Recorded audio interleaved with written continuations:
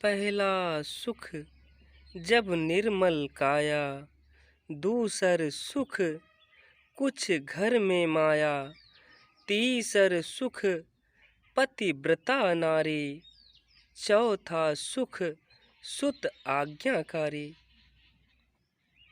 जीवन का जो पहला सुख है, गृहस्थ आश्रम में जो हमें करना चाहिए, हमारे ऋषि महात्मा ने हमारे पुराणों में वो इस तरह से दर्शाया है कि यदि आपकी काया निर्मल है तो समझिए आप सुखी हैं।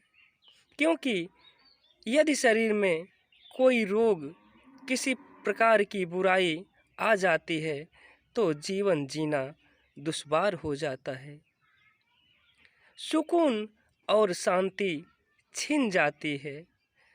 तो पहला सुख जब निर्मल काया और दूसर सुख कुछ घर में माया। दूसरा सुख हमें तब है जब हमारे घर में कुछ माया, माया का मतलब कुछ धन और आपस में प्रेम मोह हो।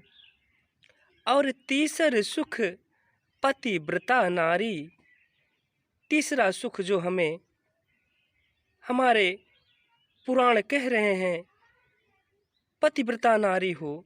पतिव्रता का मतलब ये नहीं कि आपकी स्त्री, आपकी अर्धांगिनी आपको पकड़ कर बैठी रहे, नहीं। पतिव्रता अपने पति के बातों में मिलकर चलने वाले, उस पर अनुसरण करने वाले, उसके हाँ में हाँ मिलाकर चलने वाली ऐसी नारी को भी पतिव्रता का ही दर्जा दिया गया है।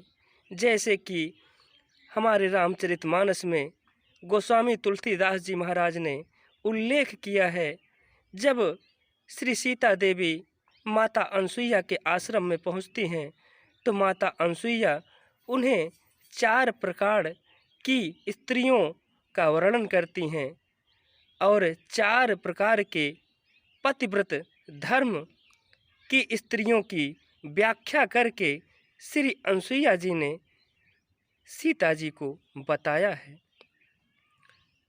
तीसर सुख पतिव्रता नारी और चौथा सुख सुत आज्ञाकारी। यदि आपके पुत्र हो और वह आपकी कोई भी बात न सुनता हो, आपका आदर न करता हो, तो उस पुत्र से भी आपको सदा दुख ही भोगना पड़ेगा। जीवन में कभी किसी खुशी की इच्छा इस तरह के पुत्र से मत करना।